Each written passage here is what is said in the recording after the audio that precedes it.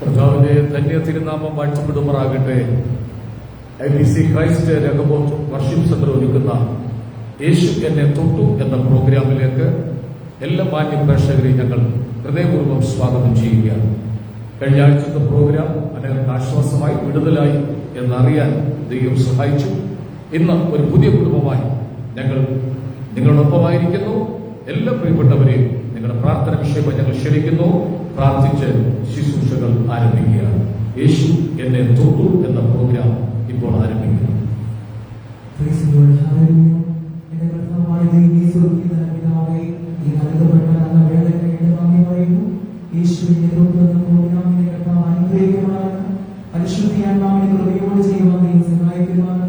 എല്ലാ ദൈവങ്ങളെയും മാനിക്കുവാനാണ് ആദ്യോടൊപ്പം തന്നെ പരിശുദ്ധാത്മാവിന് വലിയ സാന്നിധ്യമുണ്ട്. ഞങ്ങളെ നിറയ്ക്കുവാനാണ് എല്ലാ സ്തോത്രങ്ങളും വർദ്ധിക്കുന്നു.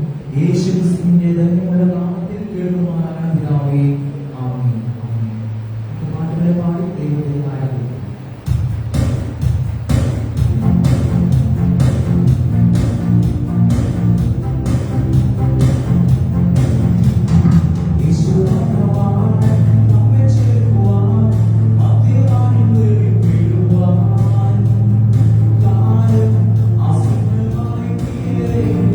Oh,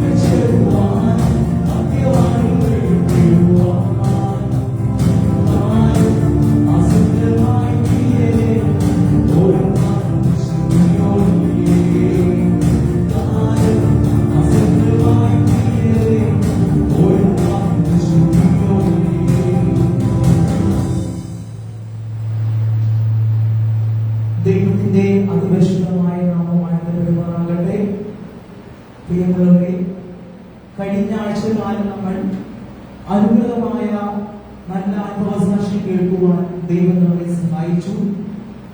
ഇപ്പോൾ നാം മറ്റൊരു അനുഭവസാക്ഷി, പുതിയ അനുഭവസാക്ഷി നാം കേൾക്കാൻ പോവുകയാണ്.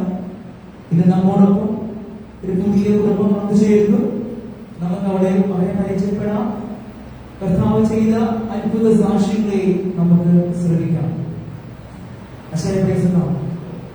യേശു എന്നെ തൊട്ടു എന്ന പ്രോഗ്രാമിലേക്ക് സ്വാഗതം. വ്യക്തിപരമായ ഒന്ന് പരിചയപ്പെടുത്താമോ? പേര്, കുടുംബം, എവിടെ താമസിക്കുന്നു, മക്കളെ എന്താണ്? എന്റെ പേര് ഉജ്ജ്വൽ. എന്റെ ഭാര്യ ഷീബ. ഒരു മകനുണ്ട്, അവൻ യുകെയിലായിരിക്കുന്നു. മകൾ നേഴ്സിംഗ് പൂർത്തിയാക്കി ഇപ്പോൾ തിരിച്ചുമോള് ഞങ്ങളോടൊപ്പം ഇരിക്കുന്നു. ഞങ്ങളുടെ വീട്ടുപേര് തലത്തിലാണ്, തലവഴി ഞങ്ങൾ താമസിക്കുന്നു. ഞങ്ങൾ IPC രഘുബോധ് വർഷിപ്പ് സെന്ററിൽ ആരാധനയിൽ ദിനപ്രതി കടന്നു വന്ന് സഹകരിച്ചുകൊണ്ടിരിക്കുന്നു. കഴിഞ്ഞ കാലങ്ങളൊക്കെ ആദ്യകാലങ്ങളിൽ ഞങ്ങൾ മർത്തോണായിരുന്നു. അവിടുന്ന് 2003 സെപ്റ്റംബർ 3 ഞാൻ രക്ഷിക്കപ്പെട്ടു. സെപ്റ്റംബർ 3 മുമ്പുള്ള കാര്യങ്ങൾ നോക്കിയാൽ വളരെ മോശമായ അവസ്ഥയിലൂടെയായിരുന്നു ഞാൻ ജീവിച്ചത്.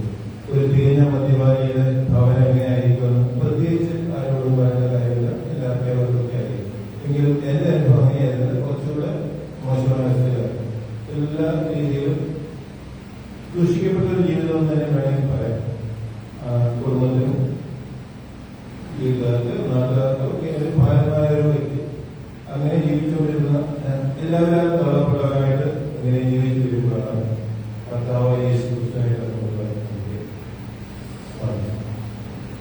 വിശ്വാസത്തിൽ വരുന്നതിന് മുമ്പ് വ്യക്തിപരമായ എന്തെങ്കിലും ദൈവിക ശബ്ദങ്ങൾ, ദൈവിക സാന്നിധ്യങ്ങളൊക്കെ അനുഭവിച്ചറിയാൻ കർത്താവിനെ കണ്ടുകൊണ്ടിരുന്നതിന് വിശ്വാസത്തിൽ വരുന്നതിന് മുമ്പ് ദൈവിക ശബ്ദങ്ങളൊന്നും അങ്ങനെ കേട്ടിട്ടില്ല. അതേസമയം 2003 സെപ്റ്റംബർ 3 ഞങ്ങൾ ആത്മഹത്യയുടെ വക്കൽ നിൽക്കുമ്പോഴാണ് കർത്താവിനെ തൊട്ടത്. അപ്പോൾ അന്ന് 2003 സെപ്റ്റംബർ 3 ഒരു പ്രത്യേകത ഉണ്ട്. അപ്പൊ ഓണമായിരുന്നു. നമ്മുടെ നാട്ടിലൊക്കെ ഓണം ഉത്സവം ആചരിക്കുന്ന ഒരു കാലഘട്ടമാണ്.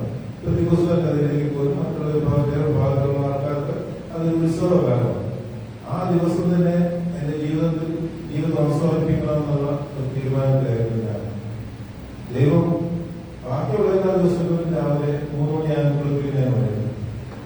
രാവിലെ തന്നെ പോയി മദ്യപിക്കുന്ന ശീലം ഉണ്ടായിരുന്നതുകൊണ്ട് രാവിലെ ശീലിക്കുന്നവരെ ഞങ്ങൾ നല്ല അസ്വസ്ഥത ഉണ്ടാകുന്നുണ്ട്. ഞങ്ങളുടെ വീടിന് കുറച്ച് ദൂരമായിട്ടാണ് ഷാപ്പ്. അവിടെ ചെന്നാൽ രാവിലെ പൈസ ഉണ്ടെങ്കിൽ തികഞ്ഞ മദ്യപാനി, സ്ഥിര മദ്യപാനിയായവർക്ക് കടവണയിൽ ലഭിക്കാനുള്ള സാധ്യതയുണ്ട്. അങ്ങനെ മദ്യപിച്ചുകൊണ്ടിരുന്ന സമയത്താണ് ഇനി എല്ലാവരും തള്ളപ്പെട്ട ഈ ഒരു ജീവിതം ഇനി ജീവിക്കേണ്ട എന്ന് തീരുമാനിക്കുന്നു. അങ്ങനെ എല്ലാ ദിവസവും രാവിലെ എണീക്കും. ഞാനാണ് എല്ലാ ദിവസവും ഞങ്ങളുടെ ക്രമീകരണങ്ങളൊക്കെ ചെയ്തു. നാളെ രാവിലെ ജീവിതം ചെയ്യണം ക്രമീകരണം ചെയ്താണ് തുടങ്ങിയത്. എന്തായാലും രാവിലെ 3 മണിയാവും അങ്ങനെ, അത് ഉറപ്പാണ്. പക്ഷെ അന്നേ ദിവസം അങ്ങനെ ദൈവം അനുവദിച്ചില്ല എന്നതാണ്. അതുകൊണ്ട് ഇന്ന് ഭൂമി സ്വന്തമായിരിക്കും. ദൈവം വലിയൊരു ദൈവത്തിൽ നിന്ന് വിളിപ്പിച്ച് കർത്താവിന്റെ സ്നേഹത്തെ അറിയുവാൻ കാര്യം വിദ്യത് തന്നെ വളരെ അത്ഭുതമാണ്. അന്നേ ദിവസം വേറെ പ്രത്യേകത ഉണ്ടായിരുന്നത് അന്ന് അടുത്ത അവിടെ ആദ്യം കൂടിക്കൊണ്ടൊരു ചർച്ച അവിടുത്തെ ഒരു ദേവദാസൻ ഈ ഓണത്തിന് അന്ന് രാവിലെ ഞങ്ങളുടെ ഭവനത്തിൽ കടന്നു. സാധാരണ എന്റെ കൂടിയ കാര്യം കടന്നല്ലായിരുന്നു. ഞാൻ അവരോട് സ്നേഹിക്കുന്ന ഒരു വ്യക്തിയിലായതുകൊണ്ട് അങ്ങനെ ചിരിച്ചു കളിച്ച ജീവിതമാണ്. പ്രത്യേകിച്ച് മദ്യപിച്ച് കഴിഞ്ഞാൽ ക്രൂരനായി വരും. പലപ്പോഴെങ്കിൽ അതിന്റെ പലത്തിൽ ഞാൻ അവസ്ഥയിൽ ജീവിക്കുന്ന ഒരു കാലഘട്ടത്തിലാണ് ഈ ദേവദാസൻ എന്ന പാട്ടിലേക്ക് കടന്നു. അതിശയമായിട്ട് എന്റെ മുറിയിലേക്ക് കടന്നു. കടന്നു വെച്ചാൽ എന്നെ പറ്റി വളരെ നയമായിരിക്കുന്നല്ലോ. ഇന്ന് എല്ലാവരും ഉത്സവമായിരിക്കുമ്പോൾ അച്ഛൻ ഇങ്ങനെ ഒരു ദുഃഖത്തോടെ ഇരിക്കുന്ന എന്നെ ദുഃഖകാരണം എന്ന് അന്വേഷിച്ചു. ദേവദാസൻ എന്റെ അടുത്ത് വന്നപ്പോഴെന്തോ മനസ്സിലെങ്കിലും സാധാരണ പറഞ്ഞ എന്തോ ഒരു തണുപ്പ് പോലെ അനുഭവപ്പെട്ടു. ഞാൻ കുറച്ച് കാര്യങ്ങൾ അറിയാതെ ആയിരിക്കാം എന്തോ അറിഞ്ഞാണോ പറഞ്ഞത് ഇപ്പോഴും എനിക്ക് നല്ല തെറ്റില്ല. പക്ഷെ ഞാൻ കുറച്ച് കാര്യങ്ങൾ ദേവദാസൻ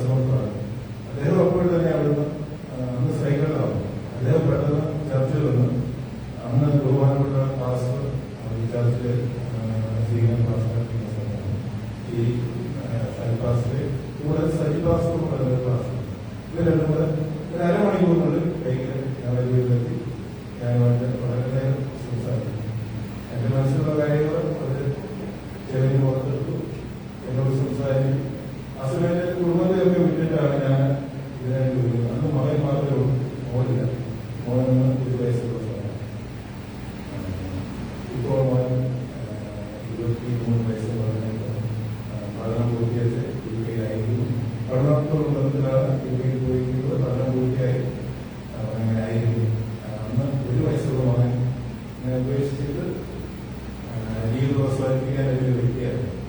അന്ന് 10 ദിവസം ഞങ്ങൾ കൃത്യമായി സംസാരിച്ചു. അടുത്ത ദിവസം പ്രാർത്ഥനയ്ക്ക് വരാനായിട്ട് എന്നെ ക്ഷണിച്ചു. ഞാൻ ക്ഷണം സ്വീകരിച്ചു. പിറ്റേ ദിവസം 10 ദിവസം ഞങ്ങൾ കാണുന്നത് എന്നെ കൂട്ടിക്കൊണ്ട് പ്രാർത്ഥനയോടെ പോയി. അതിന്റെ അടുത്ത ദിവസം സഭയിൽ ഉപവാസ പ്രാർത്ഥന ആരംഭിച്ചു. അങ്ങനെ 21 ദിവസം ദിവസത്തിലേക്ക് അവസരം കിട്ടി. എല്ലാത്തിനെയൊക്കെ നീക്കി കളയാൻ ദൈവം ആ സമയം തന്നെ സഹായിച്ചു. അഭിഷേകം നടത്താൻ ദൈവകൃപയിൽ ഇരുന്നുകൊണ്ട് എന്റെ ശരീരത്തിൽ എന്തോ ഒരു ദുശക്തി പ്രവർത്തിക്കുന്നുണ്ട്. അത് അന്നത്തെ രാത്രിയിൽ ആരാധനയിൽ ആ ശക്തി എന്റെ ശരീരത്തിൽ നിന്ന് വിട്ടുപോകുന്നത് ദൈവകൃപ. അതിനുശേഷം 27 സെപ്റ്റംബർ കർത്താവിനെ സാക്ഷിക്കാൻ ദൈവം എനിക്ക് അവസരം. അങ്ങോട്ട് ഇന്നുവരെ 100% ഒരു എന്താ പറയാ 100% ദൈവത്തിന്റെ വ്യക്തനായി അല്ലെങ്കിൽ വിശ്വസ്തനായി ആണോ ജീവിക്കുന്നു ചോദിച്ചാൽ 100% പറയാൻ പാടില്ല. ഒരുപാട് വിഷയമുണ്ട്. എങ്കിലും ഒരു 40% ദൈവം വേണ്ടി വിളക്കുന്നുവെന്നാണ് എന്റെ വിശ്വാസം. ഒരു കാര്യം ഉറപ്പായിട്ട് സെപ്റ്റംബർ 3 ശേഷം ഇന്നുവരെ മധ്യതയിൽ ഒരു അംശമോ അല്ലെങ്കിൽ അങ്ങനെ ലഹരി കൊള്ളുന്ന ഒരു യാതൊരു വസ്തുക്കളും എന്റെ ജീവിതത്തിൽ എത്താൻ ദൈവവഴിയായി. അതിന് തീർച്ചയായിട്ടും ഉറങ്ങിയപ്പോൾ ദൈവം എനിക്ക് അവസരം തന്നിട്ടുണ്ട്. ഞങ്ങൾ പ്രാർത്ഥിക്കുന്നു. ഞാനിത് ഉപേക്ഷിച്ച സമയത്ത് എനിക്ക് വേർതിരിവൊരവസരം അതൊക്കെ ദൈവമായി പൂർണ്ണമായി ഒരു ദിവ്യ സമാധാനം അത് അനുഭവിക്കുന്നവർക്ക് മാത്രമേ പറയാൻ പറ്റുള്ളൂ. ഒരു ദിവ്യ സമാധാനം എന്റെ ഉള്ളത്തിൽ ദൈവം പ്രവർത്തിക്കുന്നു. ആ സമാധാനം ഇന്നും ഞാൻ അനുഭവിക്കുന്നു. എന്റെ കുടുംബത്തിൽ എന്റെ നല്ല പ്രകടമായ മാറ്റം ജീവിതത്തിൽ കാണാൻ സാധിക്കും. അത് എന്റെ ഭാഗത്തിൽ വരുന്നവർക്ക് വേറെ പ്രത്യേകിച്ച് വലിയ ജോലികളൊന്നുമല്ല ഞാൻ ചെയ്യുന്നത്. സാധാരണ ജോലി പഠിക്കാൻ ചെയ്യുന്ന വരുമാനങ്ങളൊക്കെ കൊണ്ടുവരും. പക്ഷെ അതിനൊക്കെ നീക്കിയിട്ടുണ്ടാക്കി കുഞ്ഞുങ്ങളെ നല്ല രീതിയിൽ വിദ്യാഭ്യാസം ചെയ്യുക, ഒരു നല്ല ഭവനം നോക്കാൻ, അനുഗ്രഹിക്കപ്പെട്ട മറ്റുള്ളവർ നിയമിക്കാത്ത വിദ്യാഭ്യാസക്കാത്ത രീതിയിൽ ജീവിതം മുന്നോട്ട് നയിക്കാൻ ദൈവം ഇടയാക്കിക്കൊണ്ടിരിക്കുന്നു. ഇപ്പോഴും ആ സമാധാനം എന്നെ ഉള്ളത്. എന്റെ കുടുംബവും എന്നോടൊപ്പം ആ സന്തോഷത്തിൽ പങ്കുചേരുന്നത് ദിനംപ്രതി കണ്ടുകൊണ്ടാണ് ഞാൻ ചെയ്യുന്നത്. യേശു കൊടുത്തു എന്നുള്ള വാക്കിന് അത് 100% ആത്മാർത്ഥതയോടെ പറയാൻ ഇന്നും ആ സമാധാനം എന്നെ ഉള്ളത്. യേശു തൊട്ടതുകൊണ്ട് വളരെ മാറ്റമുണ്ട്. അപ്പം അച്ഛന്റെ മാതാപിതാക്കൾ അച്ഛനെ വേണ്ടി കാര്യമായിരുന്നു.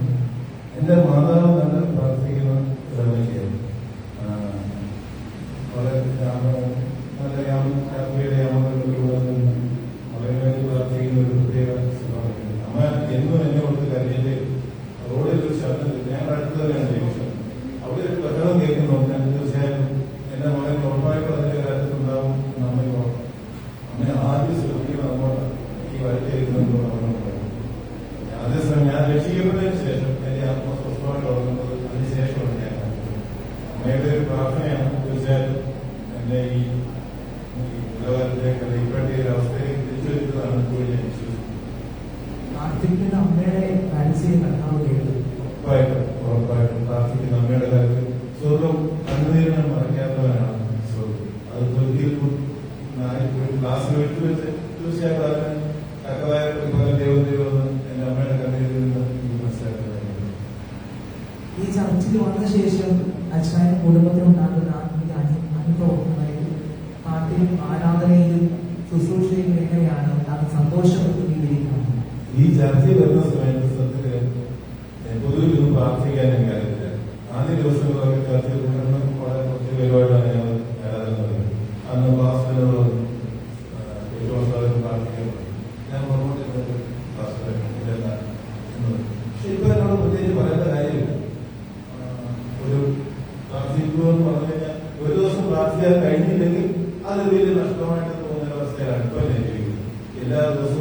ഒരു ഭാഷയെങ്കിലും പ്രാർത്ഥിക്കണമെന്നുള്ള മനോഭാവത്തോടാണ് ഞാൻ തീർച്ചയായിട്ടും ദൈവത്തിന്റെ പരിശുദ്ധാത്മാവിന്റെ ഒരു വസീകരണമെന്നുള്ള ഓരോ ഉറപ്പും ധൈര്യവും എന്നുള്ളത് ഉണ്ട്. പ്രാർത്ഥിക്കാതിരുന്ന ഒരാളെ പ്രാർത്ഥിപ്പിക്കുന്ന ദൈവം ഇവിടെ വന്നു. തീർച്ചയായിട്ടും ഇവിടെ വന്ന് ഒരുപാട് മാറ്റം ഉണ്ടായി.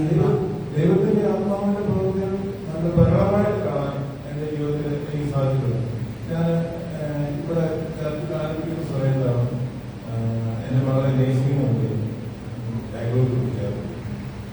അവൾ ഒരു വർഷം ആകുന്നതിന് മുമ്പ് തന്നെ വളരെ ബുദ്ധിമുട്ട് രോഗത്തിലായിട്ട് പ്രയാസത്തിലാണ്. വളരെ ബുദ്ധിമുട്ട് എന്നും വിളിച്ചാലും എല്ലാവരെയും എനിക്കൊന്ന് നിൽക്കാൻ കഴിയില്ല, തിരിച്ചു പോകണം.